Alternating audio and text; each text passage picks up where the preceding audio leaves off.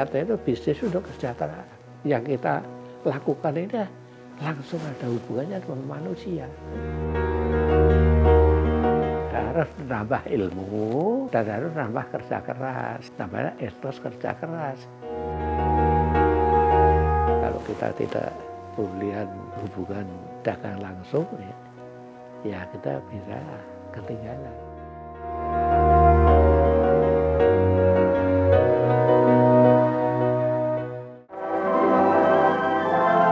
Inilah suatu fakta bahwa PKI lah yang menjadi biang keladi peristiwa 30 September yang jelas-jelas mau merebut kekuasaan pemerintah.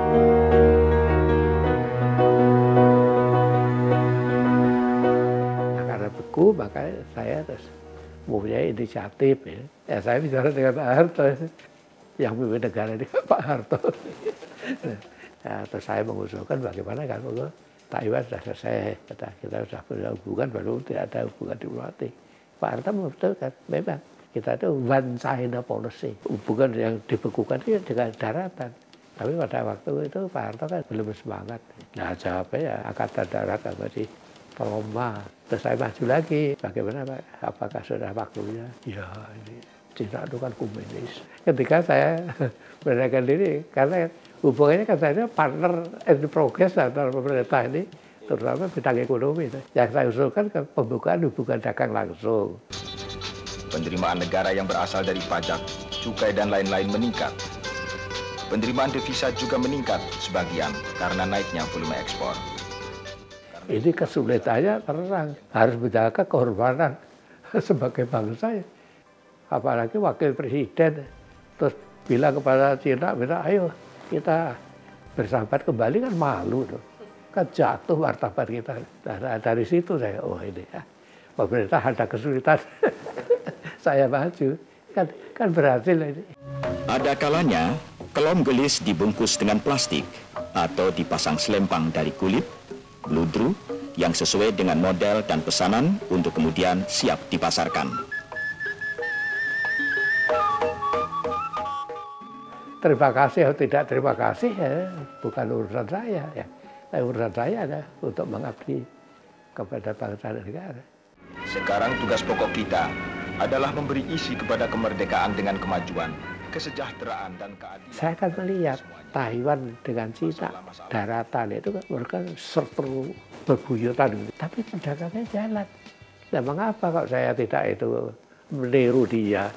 Ya saya usul lagi, kalau kita tidak melihat hubungan dagang langsung, ya kita bisa ketinggalan. Nah terus saya biasanya hadir Asia Pasifik. Nah itu modal saya untuk mendekati Cina, itu untuk pemulihan hubungan diplomatik. Nah, posisi yang baik ini adalah untuk kepentingan kita abdikan kepada bangsa negara. Juga penanaman modal asing dan peranan dalam negeri sejauh mungkin diarahkan pada proyek-proyek yang dapat menyerap tenaga kerja banyak atau yang memungkinkan tumbuhnya usaha. Kalau kita itu akan memasuki satu ekonomi pasar, itu kamar dagang dan industri kan perlu. Semua negara-negara kan ada kamar dagang dan industri.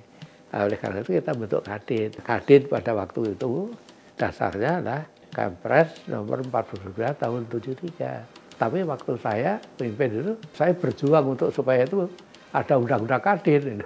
Karena ekonomi kita itu dasarnya kan pasal 33. Kita diskusi dengan Pak Harto. Akhirnya Pak Harto bicarakan dengan Wijaya Ketua Bappenas. Di situlah ada undang-undang mengenai malah pembangunan. Dibahas, akhirnya disetujui. Maka bentuk yang namanya itu panitia disahkan menjadi undang-undang. Nah, undang-undang nomor 1 tahun 1987. Jadi saya ini pendiri Kadin.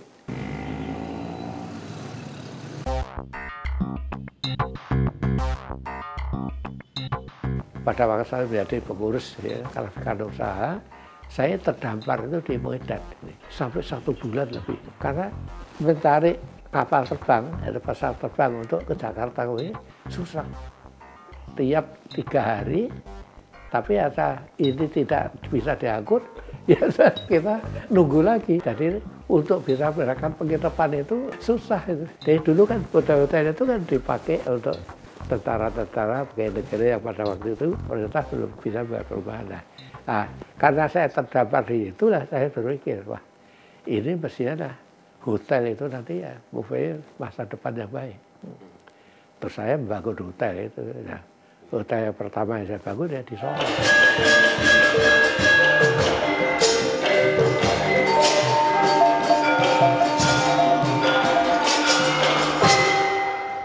Dulu kan waktu kita bangun kan hanya 3 lantai, kamarnya 28. Karena memang swasta yang membangun hotel, turis hotel itu hanya saya. Di sini kan ada hotel yang dibangun oleh pemerintah HI. Dibangun tahun 1962, saya 65, jadi 3 tahun kemudian saya.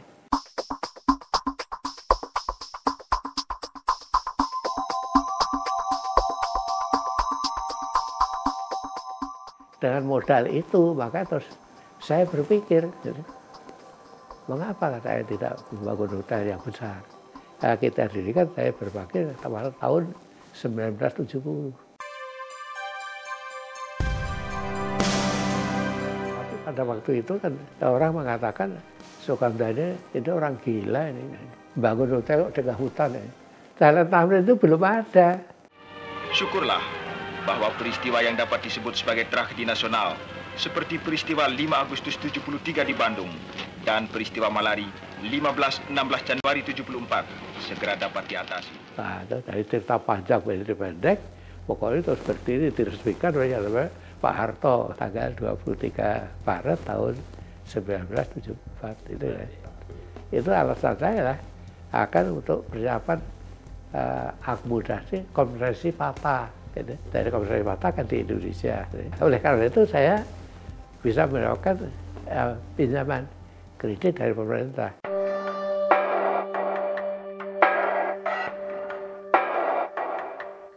Kita bikin hotel untuk tamu konferensi FATA, tamunya kan tidak banyak. Dan workshopnya apalagi di Bali. Jadi ada konferensinya di sini. Kita bangun hotel besar ini, itu tidak ada tamunya. Berarti saya kan tidak bisa bayar pinjaman kredit. Itu kesulitan luar biasa. Akhirnya karena kita jujur kepada bank, saya tunjukkan maka diadakan restrukturisasi. Berarti pinjaman yang tertunggak itu kapitalisasi menjadi namanya bank gitu aja. Nah, saya dikasih kesempatan 7 tahun. Saya bisa bayar kembali saham yang dipegang oleh bank, saya ambil kembali. Tahun 1990, go public.